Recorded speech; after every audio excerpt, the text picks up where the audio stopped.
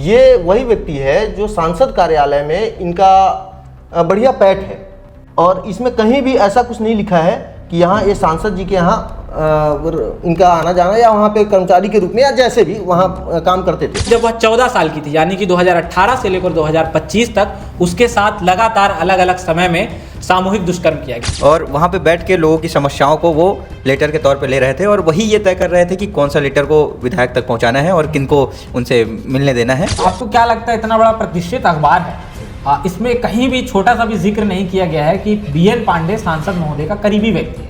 जो जिस भी चैनल को, मीडिया संस्थान को इतने पैसे 2-2, 3-3 महीने के मिलेंगे तो क्या वो सरकार के विपक्ष में या सही चीज़ों को जो जिससे सरकार आहत होती हो क्या उसको दिखाएंगे? बीएन पांडे कौन है? सिर्फ मत्स्य विभाग में जो रिटायर्ड कर्मचारी बताए जा रहे हैं, क्लर्क, उनको दिखाया जा रहा है। 24 अक्टूबर से दिसंबर 24 तक इनको विज्ञापन के लिए शायद सरकार ने भुगतान किया। 18 करोड़, लगभग 18 करोड़ का भुगतान इन सभी चैनलों को किया गया। और जब आप इस लिस्ट को देखेंगे आगे से लेकर पीछे तक तो उसमें कई चैनलों के नाम ऐसे हैं: दिविजा इंटीरियो, बिलाई का ट्रस्टेड इंटीरियर डिजाइनिंग और मैन्युफैक्चरिंग स्टूडियो, जहां हर डिजाइन सिर्फ बनाया नहीं जाता बल्कि महसूस किया जाता है और इसी सोच को हकीकत में बदल रहा है दिविजा इंटीरियो। रात के तकरीबन 10:30 बज चुके हैं और आप देख सकते हैं कि आसपास की दुकानें भी बंद हो चुकी है। लेकिन रात के 10:30 बजे भारतीय मीडिया के दफ्तर में क्या चल रहा है? 5-10 मिनट में कॉल। नमस्कार, मैं शारिक हूं और आप भारतीय मीडिया नेटवर्क देखना शुरू कर चुके हैं। हमने सोचा कि हम लगातार आपको हमारे YouTube चैनल पर खबरें तो दिखाते ही रहते हैं, तो आज क्यों ना आपको हमारे ऑफिस का एक टूर कराया जाए। तो ये हमारे ऑफिस का एंट्रेंस एरिया है, जैसा कि आप देख सकते हैं। यहाँ कुर्सियाँ लगी हुई हैं और एक भारतीय मीडिया का लोगो लगा हुआ है। दूसरा, जब आप एंटर करेंगे तो यहाँ छत्तीसगढ़ का एक बहुत सुंदर सा नक्शा हमने लगाया है। ये पहला कमरा है हमारे ऑफिस का, जो एक तरह से कह सकते हैं कि मैनेजमेंट एरिया है। जब हमें कुछ मीटिंग करनी होती है तो हम यहाँ करते हैं। उसके बाद जब आप सीधे अंदर आएंगे तो देखेंगे कि ये एक दूसरा कमरा है जो वर्किंग एरिया है, जहाँ से एडिटिंग और सारे काम होते हैं। तो ये हमारा छोटा सा ऑफिस है जहाँ से हम आपको लगातार खबरें दिखा रहे हैं। जैसा कि आप देख सकते हैं कि 10:30 तो बज ही चुके हैं और भैया लैपटॉप पर भिड़े हुए हैं, ना खुद जा रहे हैं ना हमें घर जाने दे रहे हैं। तो क्या ऐसी खबर है जिस पर आप भिड़े हुए हैं इतने देर से, काफ़ी देर से अध्ययन कर रहे हैं? मुझे लगता है आज आप लोग प्लान बनाकर आए हैं कि आज इन्हीं की लंका लगानी है। अरे ऐसा मत कहिए, भिलाई शहर में भ्रष्ट लोगों की जो लंका आप लगा रहे हैं, हम क्या आपकी लंका लगाएंगे? एक कौन सी खबर है ये तो आप बताइए और हमारे दर्शकों को भी बताइए, दर्शक भी देखें। अभी ना घर से मेरे 3-4 बार फोन आ गए रात को। मुझे लग रहा है 10:30 बज चुके हैं। खबर बताने से पहले, जब खबर ही बता रहा हूं तो पहले लाइट को चालू कर दीजिए ताकि दर्शक को क्लियरिटी। हाँ बिल्कुल बिल्कुल, दर्शक को अच्छा दिखे, क्वालिटी कंटेंट मिले, ये हमारी प्राथमिक जिम्मेदारी है। देखिए इनके भी घर से फोन आ रहा है। अभी हम लोग बैठकर कुछ चर्चा कर रहे थे। चर्चा ये हो रही थी कि दैनिक भास्कर के पेज पर, भिलाई वाले पेज पर एक खबर छपी कल यानी 3 तारीख को। पीडब्ल्यूडी के टाइम कीपर ने ही पीड़िता का शोषण कराया। गैंगरेप विभाग के बड़े अधिकारी भी संदेह के दायरे में। अच्छा, ये वो मामला है, मैं दर्शकों को पहले थोड़ा सा बता दूं। थोड़ा सा ये वो मामला है जो काफी चर्चित रहा। एक लड़की के साथ रेप किया गया, सामूहिक दुष्कर्म किया गया, जिसमें उसने अपनी शिकायत में 6 लोगों के नाम लिखवाए। उसका यह आरोप था कि जब वह 14 साल की थी, यानी कि 2018 से लेकर 2025 तक उसके साथ लगातार अलग अलग समय में सामूहिक दुष्कर्म किया गया। जब से यह मामला सामने आया तब से आप देखेंगे कि इसमें कई हाई प्रोफाइल लोगों के नाम शामिल हो सकते हैं, ऐसी आशंका जताई जा रही थी। फिलहाल अपडेट यह है कि 3 आरोपियों को पुलिस ने इसमें गिरफ्तार किया है। 3 आरोपी अभी भी फरार हैं और वो 3 आरोपियों की फोटो अखबार में भी छपी है, जैसा कि हम देख सकते हैं, है ना।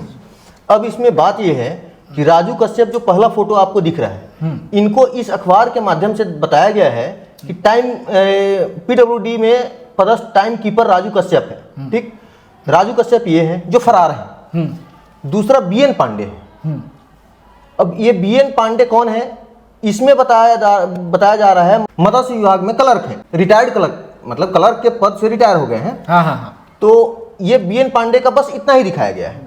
आरोपी तो क्या बीएन पांडे की कुछ और भी कहानी है? बता रहा हूँ। आरोपी संजय जो है ये भी ठेकेदार ही बताया जा रहा है, लेकिन ये पीडब्ल्यूडी का ठेकेदार है। अब ये हो सकता है जो पेटी पे कॉन्ट्रैक्टर होते हैं, हो सकता है कॉन्ट्रैक्टर होगा, क्योंकि सब पीडब्ल्यूडी से जुड़े हुए हैं तो वही होंगे। अब बीएन पांडे की बात रही अच्छा, बीएन पांडे की बात पे जाने से पहले मैं एक चीज और आपको दिखाना चाहूंगा। ये देख लीजिए, एक विजय है। हाँ, ये पहले जो जिनको गिरफ्तार किया गया था उसमें विजय और अनिल शामिल थे, और गोविंद दूसरी बार जो गिरफ्तारी हुई है उसमें तीसरे मुख्य आरोपी हैं। हाँ। मतलब गिरफ्तार आरोपी। ये जो विजय है, दुर्ग स्टेशन के सामने जो सागर इंटरनेशनल होटल है, जो बहुत चर्चित होटल है, हाँ, जो काफी बहुत बढ़िया होटल है, तो ये वहाँ के मैनेजर बताए जा रहे हैं। ठीक है, इसमें सब चीज मतलब डिस्क्राइब हो गया ऑलरेडी। 2-3 पहले से सब चीजें हो रही है मार्केट में, खबरों के माध्यम से ये पता चल रहा है। लेकिन एक चीज अब आपको बताऊंगा, बीएन पांडे कौन है। सिर्फ मत्स्य विभाग में जो रिटायर्ड कर्मचारी बताए जा रहे हैं, क्लर्क,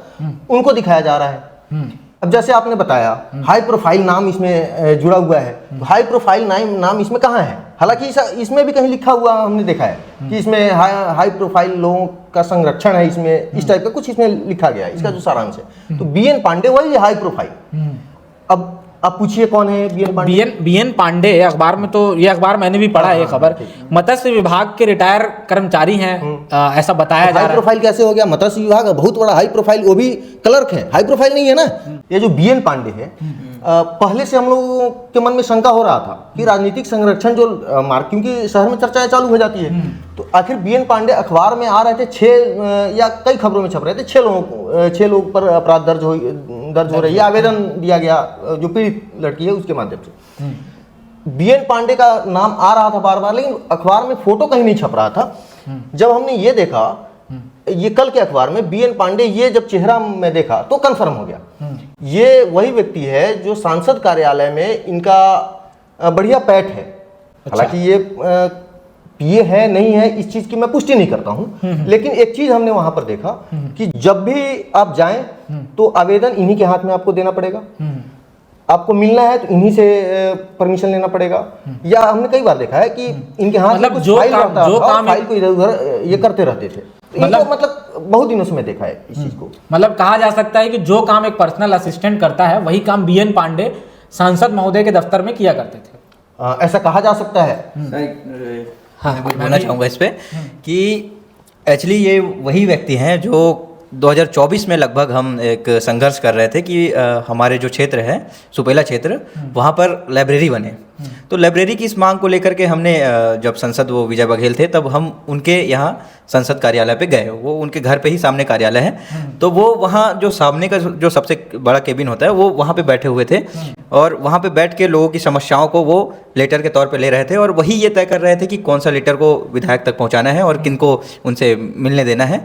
ये इस तरीके से तमाम लोग जो भी बीजेपी के भी लोग नेता लोग भी आ रहे थे और उनसे मिलने के लिए जा रहे थे। अच्छा, मतलब 2024 की आप बात बता रहे हैं, उस समय से बीएन पांडे साहब सांसद जी के कार्यालय में इस तरह का काम कर रहे थे। जी। और आप कब की बात बता रहे हैं? मैं अभी 2 महीना पहले की बता रहा हूँ। किसी काम से मैं वहाँ गया था, क्योंकि हम लोग प्रेस में है, मीडिया में है, तो कुछ ना कुछ कामों से कई जगह जाना पड़ता है, तो मैं वहाँ गया था, मैं देखा वहाँ पे। फिर हमने कई लोगों से पूछा भी, जब इस फोटो को देखा तो हमने कंफर्म करने के लिए कई लोगों से पूछा भी, तो सब बताया कि बीएन पांडे, इनका पूरा नाम भीम नारायण पांडे है।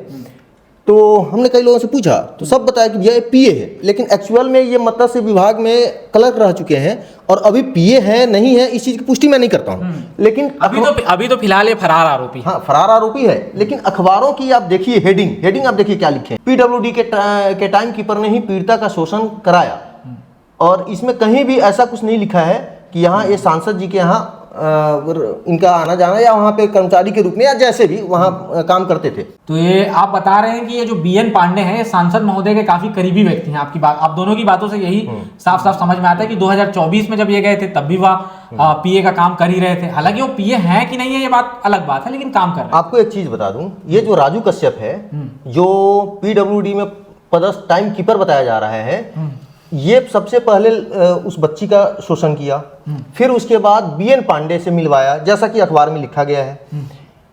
और ये वही बीएन पांडे हैं। फिर से मैं बार बार तवज्जो इसलिए दे रहा हूं कि ये पीडब्ल्यूडी का ठेकेदार है, ये सांसद महोदय के यहाँ बैठते हैं, इनसे मिलवा कर उसको नौकरी लगवाने का काम जब 18 साल की हो गई तब वो किया। और उसके बाद फिर और भी जो लोग हैं, जो ये तो फरार है, अभी ये तीनों फरार हैं, और भी जो लोग हैं इन लोग तो अभी पकड़े। खैर गोविंद के बारे में तो ये है कि पीडब्ल्यूडी से रिटायर्ड कर्मचारी भी हैं। हाँ, तो ये सब पीडब्ल्यूडी से ही जुड़े हुए हैं और सांसद महोदय के यहाँ ये बैठते हैं, तो सब लिंकअप है ना। राजनीतिक संरक्षण तो ऐसे ही प्राप्त होता है ना, लिंक ऐसे ही जुड़ते हैं। तो ये सब चीजें हैं जो कि अखबार में कहीं भी इसका जिक्र नहीं किया गया। आपको क्या लगता है, इतना बड़ा प्रतिष्ठित अखबार है, इसमें कहीं भी छोटा सा भी जिक्र नहीं किया गया है कि बीएन पांडे सांसद महोदय का करीबी व्यक्ति है? अब फिर वही बात आप कर रहे हैं। सही बात अगर मैं बोलूं तो मेरे लिए सर दर्द चालू हो जाता है। आपको दिखा दूं, एक चीज दिखाऊं? दिखाइए। क्या दर्शकों को देखना जरूरी है कुछ चीज। ये देखिए, ये मात्र 2-3 महीने का है। ये जो अखबार मतलब कई सारे मीडिया चैनलों को, किसी को 13 लाख, किसी को 93 लाख, 34 लाख, 1.5 करोड़, एक इधर है 2.5 करोड़, 3 करोड़ में देखा था कहीं, कि 2 करोड़ 34 लाख। अब मैं नाम नहीं बताना चाह रहा हूँ। तो जो जिनको एडवर्टाइज के लिए इतना पैसा जाएगा, मैं इनकी बात नहीं कर रहा हूँ, हो सकता है मिस हो गया होगा या किसी कारण से नहीं छापे होंगे, वो अलग चीजें हैं। लेकिन जो जिस भी चैनल को, मीडिया संस्थान को इतने पैसे 2-2, 3-3 महीने के मिलेंगे, तो क्या वो सरकार के विपक्ष में या सही चीजों को जो जिससे सरकार आहत होती हो, क्या उसको दिखाएंगे? वो नहीं दिखा सकते हैं, भले ही जनता का जो नुकसान होना हो। अच्छा एक बात बताइए, हम लोग भ्रष्टाचार पर खबर चलाते हैं क्योंकि हम लोग के ऊपर किसी का दबाव नहीं। हम लोग चाहेंगे तो जिस खबर को चाहेंगे चला सकते हैं, ऊपर से किसी का रोक टोक, भले कोई रास्ते पर घेर कर हम लोग को मर्डर कर दे, वो हो सकता है, लेकिन किसी का प्रेशर नहीं आ सकता है कि तुमको ये खबर नहीं चलाना है। तो कुछ चीज, इन सब चीजों को भी हम लोग को समझना पड़ेगा। हो सकता है ये मिस हुआ होगा। इस दस्तावेज के बारे में मैं एक बार दर्शकों को बता दूं कि ये सूचना के अधिकार से प्राप्त एक दस्तावेज है, जो एक आरटीआई एक्टिविस्ट है कुणाल शुक्ला, जाने माने आरटीआई एक्टिविस्ट हैं, उन्होंने अपने सोशल मीडिया प्लेटफॉर्म पर जारी किया। इसमें उन चैनलों की सूची है जिन्हें 24 अक्टूबर से दिसंबर 24 तक इनको विज्ञापन के लिए शायद सरकार ने भुगतान किया। 18 करोड़, लगभग 18 करोड़ का भुगतान इन सभी चैनलों को किया गया। और जब आप इस लिस्ट को देखेंगे आगे से लेकर पीछे तक, तो इसमें कई चैनलों के नाम ऐसे हैं, रफ्तार मीडिया, सहारा इंडिया, ओमेगा ब्रॉडकास्ट और कुछ अन्य राज्यों के भी चैनलों के नाम इसमें शामिल हैं, जिनको छत्तीसगढ़ के दर्शक तो देखते भी नहीं होंगे। दिल्ली के, पंजाब के, राजस्थान के, वैसे लोगों को मैं तो आज नाम देखकर दंग रह गया हूँ। राजस्थान के चैनल का नाम है इसमें, आप देखिएगा।